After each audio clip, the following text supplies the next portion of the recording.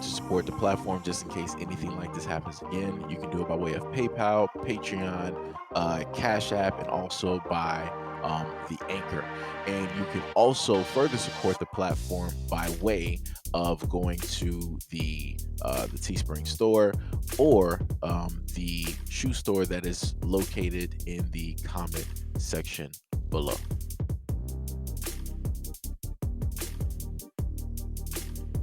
So let me just be very clear. For quite a few years, I've told a lot of people that soon enough, you're going to have automatic everything, right? And, people didn't really want to bat an eye. People really didn't want to pay attention. I told people about the hypermarkets that were starting and they were making trial runs in different countries and so on and so on. And then, slowly but surely, you ended up seeing a few of those markets that are autonomous that came directly to the United States by way of, I think it should have been Amazon or it might have been a Whole Foods. Any which way, there was another market that showed up. And the only thing that you do is you take your shopping cart. It is it already has like a digital, type of scale and everything like that, right? They already have your information. You go directly through the market, you insert the product in, it automatically reads and it adds it. If you take it out, it'll also subtract whatever that item is directly out of your cart and your total as well. So as you finally go around the store, collect all of your items, you make it to this one area where then it will tally up every single thing, charge you, and then you're off. That's it. You're not dealing with people at the cash register. You're not really dealing with, let's say, like maybe a butcher or somebody at the seafood or whatever it is. I kept trying to tell people the moment in time that you keep complaining, and the moment in time that a lot of y'all want to act a certain type of way with people in customer service, all of that was going to be fixed. So now, pretty soon, a lot of the things that you are oh so used to is going to be nothing but robots. So if people thought that social distancing was, messing with people's minds, it was messing up people's social skills, oh, just wait until a lot of these markets start introducing this. They already been telling y'all what they were doing when they gave you the self-checkout. That should have been the thing right there. But yet again, people were just like, okay, well, self-checkout, I wanted to do it myself anyway. I'm a lot faster than the people at the cashier, yada, yada, yada. And also remember, this also goes to a lot of those people that told, a lot of the workers that, oh, you wanna make $15 or $20 an hour. Like I don't even make that much in my job, and I got a college education. What gives you the right to be able to, ask for it and make that much? Just do your job at, 5.55 and be happy with what it is that you got. And if you're not happy with it, then go to school like I did to sit up there and earn a little bit more money and still be unhappy, right?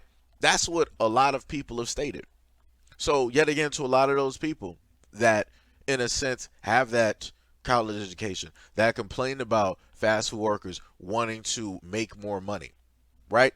Now you, in a sense, got your wish. Guess what? So that means now that for decades, how everything has been going, it's now going to transition and it's now going to change, right?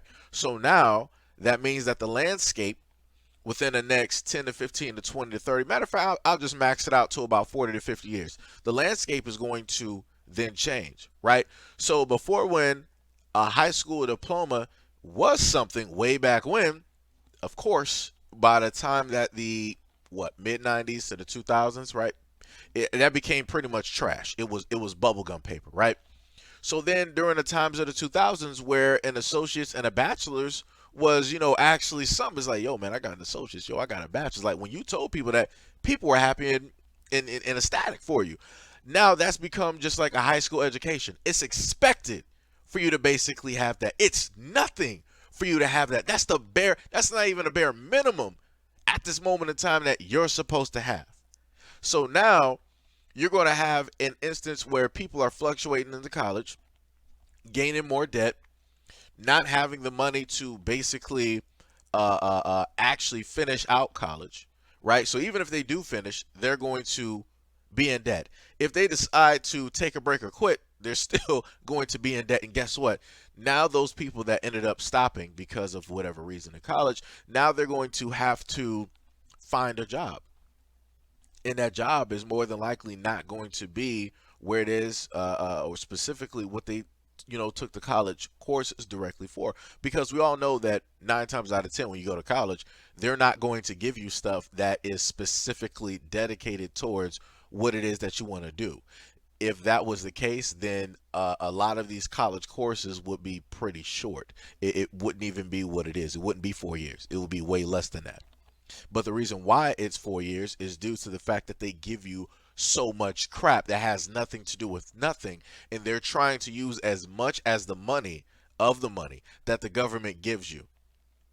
That's the real trick right there. They give you courses that you don't need, forcing you to then buy books, hundreds of dollars, if not thousands of dollars worth of books and equipment that you really don't need, that is not specifically going to what it is that you wanted to go to school for. Trust me, I know, because I went to community. And I thought that community, I'm like, hey, well, if I do that, then they're specifically, going to point me in this, in this area here. Everything that I do is going to point me. That's not what happened. That's not what happened at all. High school is roughly the same way. It's a generalized type of learning instead of it being very specific. I feel that we're at the moment in time that things should, in a sense, just be specific.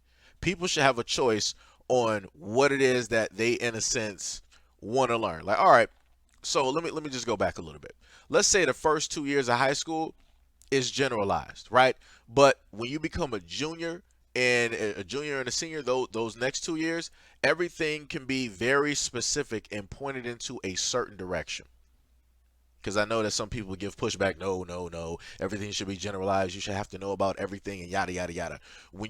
I put it to you like this. When you go put in a job application, they're not asking you geometry questions. They're not asking you, questions about physics. They're not asking you about the forefathers. They're not asking you about the Constitution. They're not asking you about the globe and where specific continents are placed in the different seas. They're not asking you any of that.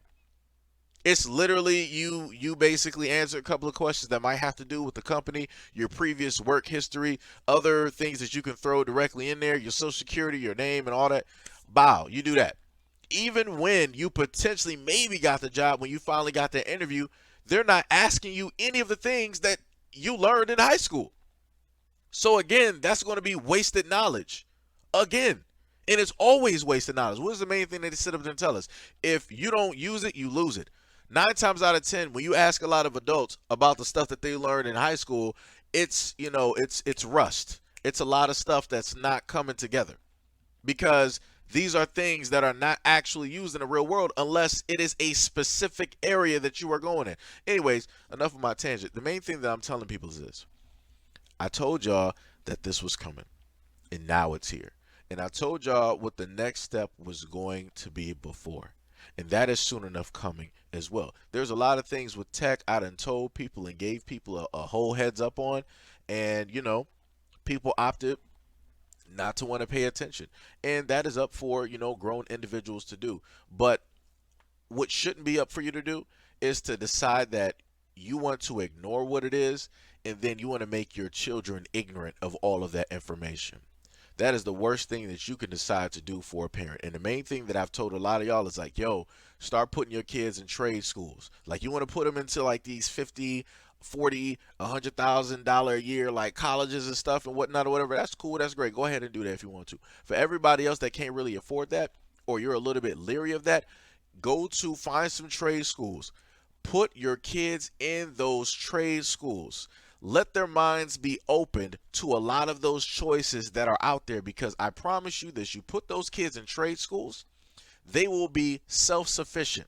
They can decide to work for somebody, for a certain amount of time and then open up their own business or what have you. They got something that they can take around the world. I can't really tell you about people who have college degrees, because we know in the United States that if you go to certain colleges, other colleges ain't going to count those credits. So I'm not going to sit up here and say that one college degree is going to account for everywhere else in the world. But I know that the trade that you do that deals with like masonry, woodworking, deals with like metal, deals with like plumbing, deals with ACs. You could take that all over the world and sit up there and work in another country. As long as you know how to work it and how to fix it and how to build it, you can sit up there and do it. So that's all I'm saying at the end of the day. Prepare your kids for what you were never prepared for. That is your job as a parent.